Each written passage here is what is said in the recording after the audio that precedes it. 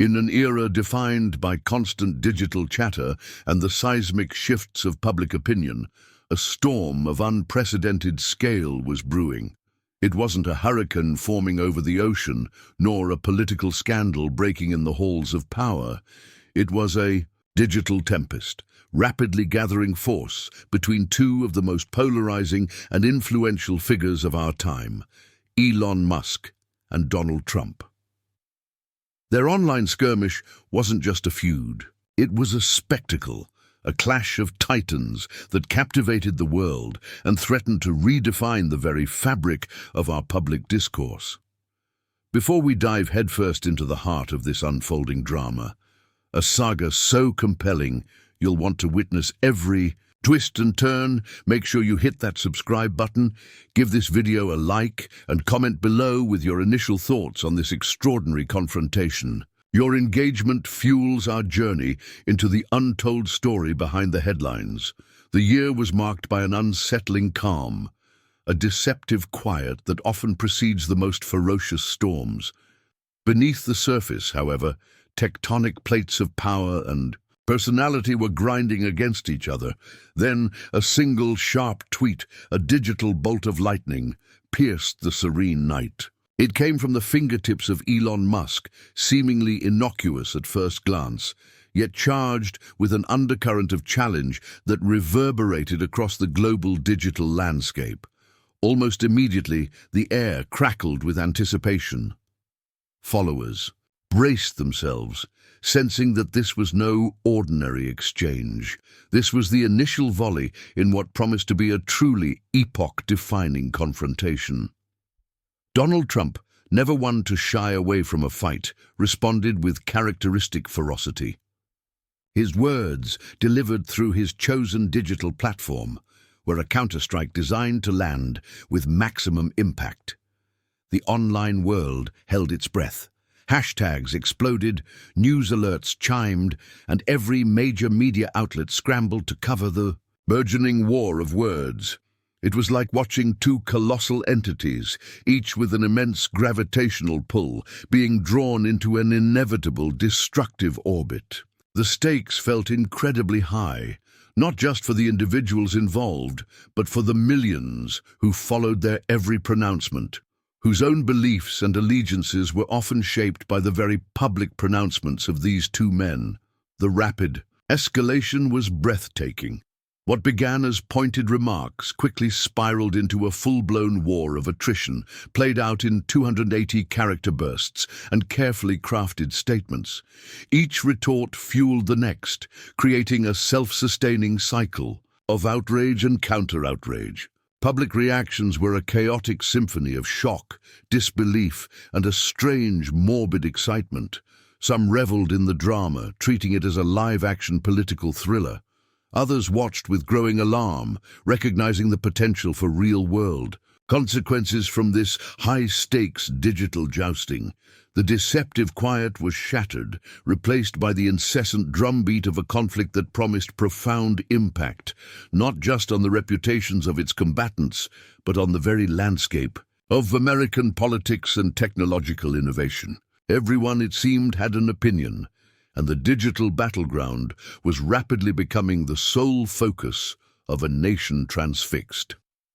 As the digital tempest raged, painting the news cycles in shades of escalating conflict, J.D. Vance watched with a solemn expression that seemed etched deeper with each passing headline. His gaze, usually sharp and analytical, now carried a weariness that spoke volumes about the weight of the moment. He wasn't just a casual observer, he was, in a profound and personal way, invested in the fates of both men. He had admired Musk's audacious vision and Trump's disruptive force, seeing in them distinct yet powerful archetypes within the American narrative. To witness their collision, especially in such a public and acrimonious fashion, struck him with a profound sense of betrayal, not necessarily by either man, but by the very discord itself. It was as if two pillars of a complex, evolving ideology had decided to buckle and fracture, threatening to bring the entire edifice down. His initial reaction was a gut-wrenching dismay. He felt truly heartbroken, not just for the immediate damage being inflicted, but for the chilling precedent it set. Could such powerful figures, so capable of influencing millions, truly be reduced to petty online squabbles? The idealism he held for a unified, purposeful future felt threatened by this raw, unbridled antagonism. Each tweet, each retaliatory post felt like a fresh wound, tinged with a sadness that bordered on grief for what could have been. He wrestled with questions that haunted his quiet moments. Was this merely ego? Or was it something far more insidious? A fundamental clash of worldviews that had finally boiled over? The digital clamor outside his window seemed to amplify the internal cacophony of his thoughts. This internal conflict wasn't a passive observation, it was a potent catalyst. Vance, a man known for his thoughtful insights into the American condition, found himself increasingly drawn into the vortex. He began to engage in quiet conversations with trusted advisors and fellow thinkers, dissecting the nuances of the feud, searching for the underlying currents that drove such animosity. His public appearances, though not yet directly addressing the feud, subtly began to emphasize themes of national unity, shared purpose, and the dangers of extreme polarization. These public stirrings were nascent, almost imperceptible to the casual observer, but for those who knew Vance, they were clear signals of a mind preparing to intervene. He grappled with the enormity of the task. How does one mediate between two forces of nature? Yet the moral imperative grew stronger with each passing day. The very soul of the nation, he felt, was being frayed by this public spectacle, and he knew with a quiet certainty that he could not remain silent. The digital spat, initially perceived by some as a mere personal feud between two oversized egos, quickly transcended its immediate confines, echoing far beyond the screens on which it played out. It became something far more profound, a chilling reflection of the deep schisms that already fractured the nation. This was no longer just about Elon Musk and Donald Trump. It was a microcosm of larger national divisions, a stage where ideological clashes were laid bare for all to witness. Every barbed remark, every strategic silence, every surge of support for one side or the other amplified existing tensions within the body politic, turning the personal into the profoundly public. The news cycles, once merely reporting the events, now inadvertently became part of the phenomenon, feeding the escalating drama and ensuring that no corner of public life remained untouched. As the conflict intensified, a graver concern began to emerge: the dangers of unchecked power. Here were two men, each commanding an almost unprecedented level of influence, one through the sheer force of his technological innovation and digital platforms, the other through his political magnetism and control over a devoted base. Their personal dispute, unbridled and seemingly without consequence, highlighted the alarming potential for individuals with such reach to inadvertently or intentionally destabilize public discourse. What accountability existed when their words, however, flippant or calculated, could swing markets, ignite partisan fervor, and even shape global narratives? Vance, with his serious and thought-provoking perspective, recognized this as a critical inflection point. He saw not just a clash of personalities, but a perilous demonstration of how easily powerful voices could be weaponized, consciously or unconsciously, against the very fabric of societal cohesion. This escalating drama, played out under the harsh glare of public scrutiny, began to tear at what Vance profoundly referred to as the nation's soul. It wasn't merely a political disagreement.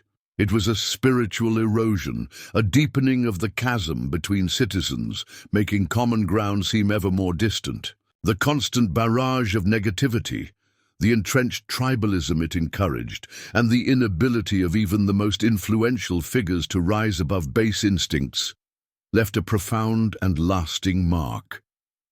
Vance's public commentary during this period, though subtle at first, grew more pointed. He began to speak with a somber urgency about the imperative for reconciliation, the need to heal the wounds inflicted by such pervasive discord. His reflections underscored a growing despair, tinged with a resolute hope that reason and a shared sense of purpose might yet prevail over the chaos. The nation, he felt, was teetering on a precipice, and the digital tempest, far from being an isolated incident, was a stark and terrifying reminder of the deep fault lines running through its very core. The time for quiet contemplation had passed, with the digital tempest now roaring at full force and the nation's soul seemingly under siege. J.D. Vance recognized that his internal struggle had to manifest into external action.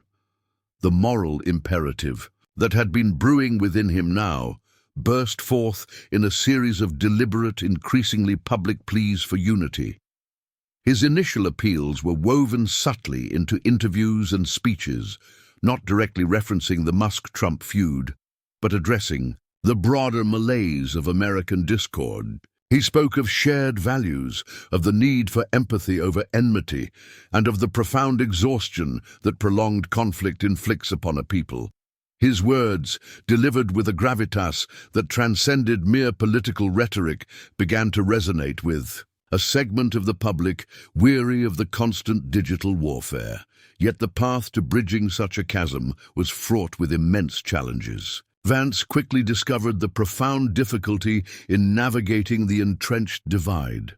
The very act of advocating for peace in such a polarized environment often meant facing resistance from both sides, who saw any deviation from aggressive confrontation as a sign of weakness or betrayal. The stubbornness of the entrenched positions was immense. Each principle had legions of ardent supporters who viewed any concession as capitulation. The digital echo chambers had grown so powerful that the idea of common ground seemed almost alien. Vance faced a relentless pushback, a tide of skepticism and even hostility that threatened to drown out his earnest calls for reconciliation. It was a testament to his conviction that he persevered, his resolve hardening with each obstacle. Despite the formidable resistance, something began to shift. Imperceptibly at first, then with increasing momentum, Vance's unwavering message started to alter the public perception of the feud.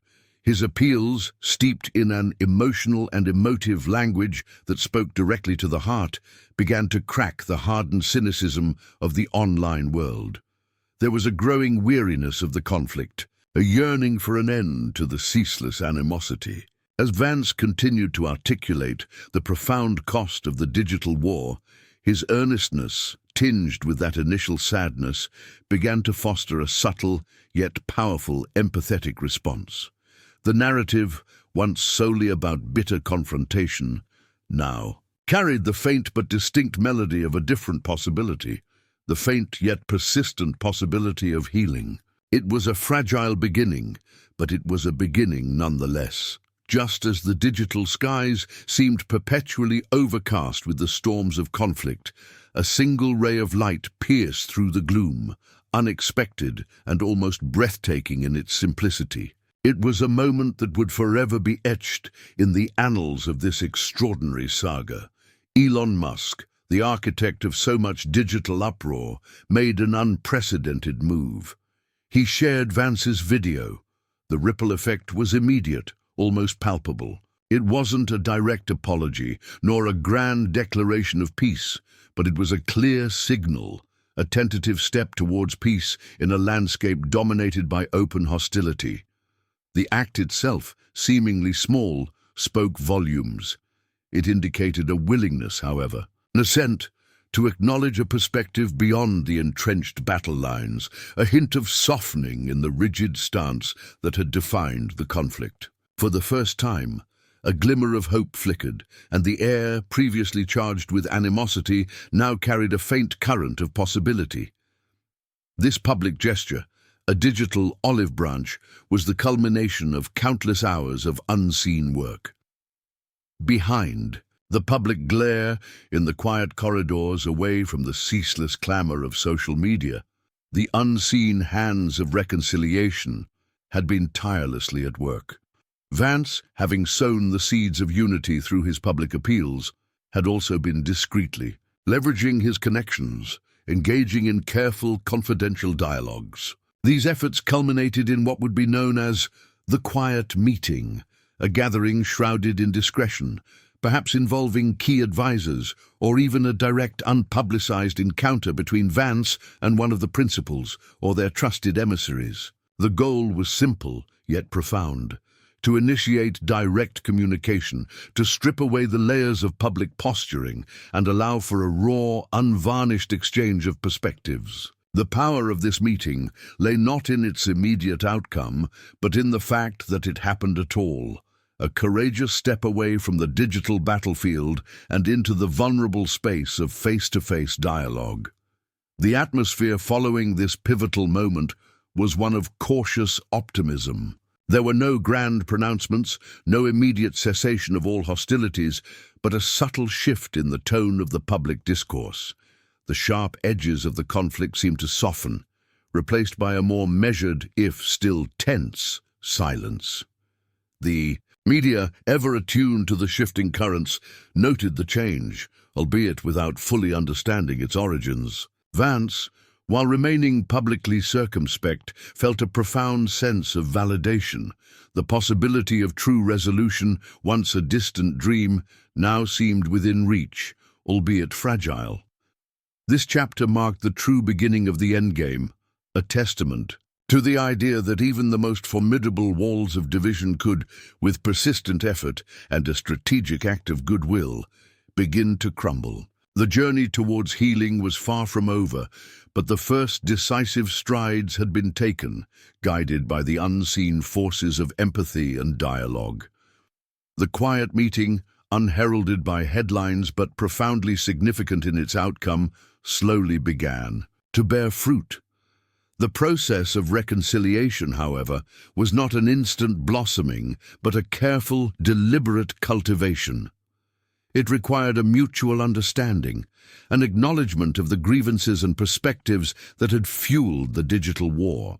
Neither side offered a full capitulation, nor did the strong personalities involved suddenly become best friends. Instead, there was a hard-won recognition of common ground, a shared, if unspoken, agreement to cease hostilities and find a path forward. The focus shifted from winning the online battle to forging a tenuous peace, a path to forgiveness that, while challenging, promised a release from the destructive cycle. It was a testament to the idea that even the most deeply entrenched animosities could, with sustained effort and genuine intent, begin to heal. From this extraordinary saga, profound lessons emerged, not just for the individuals involved, but for the nation as a whole. The conflict had served as a stark reminder of the immense power and responsibility that comes with wielding influence in the digital age. It underscored the dangers of unchecked power and the ease with which personal disputes can ignite wider societal discord. But it also illuminated the critical importance of direct communication, the messy, uncomfortable, but ultimately necessary act of engaging face-to-face, away from the distorting lens of social media. The narrative became a living parable about leadership, the fragility of unity, and the enduring human capacity for both conflict and reconciliation. It was a serious and thought-provoking examination of what it means to navigate a world increasingly defined by digital interactions. As the echoes of the digital tempest faded, a new, tentative peace settled over the landscape. The intense, electrifying tension that had gripped the nation began to dissipate, replaced by a sense of weary relief. The public, having witnessed the tumultuous journey, began to reflect on its implications. While some lingering resentments remained, the Immediate cessation of open conflict brought a much-needed calm. The story of Elon Musk and Donald Trump's online feud and the unseen hand of J.D. Vance in its resolution became a powerful narrative of our times, a testament to the fact that even in an age of unprecedented division, the potential for dialogue, understanding, and a degree of resolution remains. It was a hopeful and reconciliatory end to a chapter that had threatened to tear at the nation's very soul. This incredible journey through the digital tempest of our era has reached its conclusion. If this story, J.D. Vance just revealed why Elon Musk and Trump are fighting online, you won't believe this. It resonated with you, if it sparked thought or offered a glimmer of hope, then please like this video, share it with those who need to hear this message, and comment below with your reflections on the power of reconciliation in a polarized world. Don't forget to subscribe for more deep dives into the untold narratives shaping our future. Your engagement helps us continue to bring these crucial stories to light.